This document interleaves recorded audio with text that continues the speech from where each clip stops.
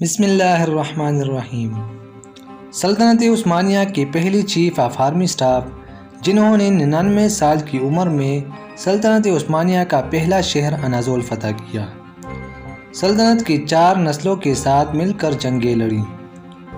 Ertugrul کا سب سے وفادار ساتھی جنہوں نے ارطغرل کی موت کے بعد ان کے بیٹے اور پوتے کا بھی ساتھ دیا۔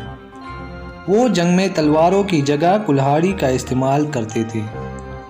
زندگی میں کل 7 کلہاڑیوں کا استعمال کیا جو آج بھی استنبول کے ایک میوزیم میں رکھی ہوئی ہیں۔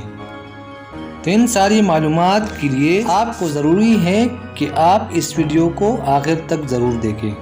ناظرین کرام، آپ دیکھ رہے ہیں فیوز اسٹوڈیو ٹیک۔ اگر آپ نے ابھی تک ہمارے چینل کو سبسکرائب نہیں کیا تو چینل کو سبسکرائب کریں اور بیل آئیکن کو بھی دبا دیجیے تاکہ اسی طرح کی تاریخی ویڈیوز آپ تک پہنچ سکیں۔ جی ہاں، تو ہم بات کر رہے تھے ترگت الب کی۔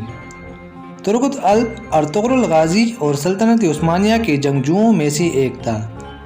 ان کی پیدائش 1200 عیسوی کو سرکہ میں ہوئی۔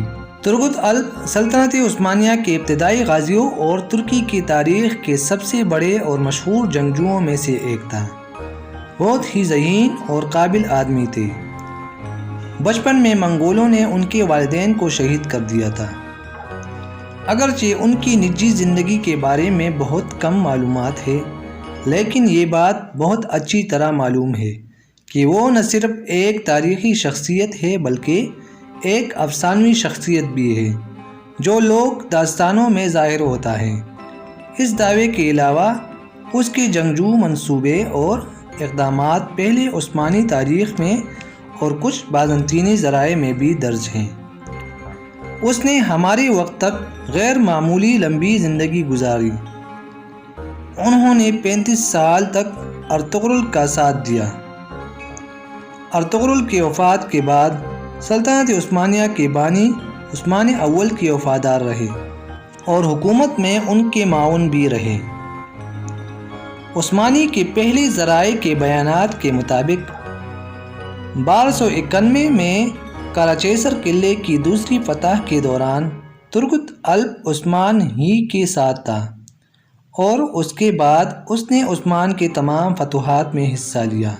آخرکار 1299 میں عثمان اول نے اس کو اناضول فتح کرنے کے لیے بھیجا اور فتح کرنے کے بعد شہر اور اس کے آس پاس کے علاقوں کی گورنری اور انتظامیہ بھی اسے سپرد کر دیا۔ اس نے وہاں پر 36 سال تک حکومت کی۔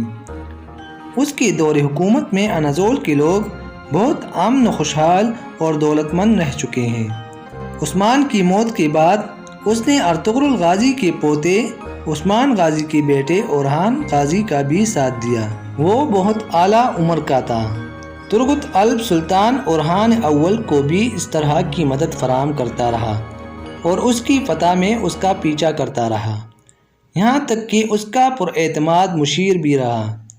ترگت کا ہتھیار ان کا کلہاڑا تھا جو اب ترک عجائب گھر کی زینت ہے۔ ان کا افسانوی کلہاڑا 92 سینٹی میٹر لمبا اور 1650 گرام وزنی تھا۔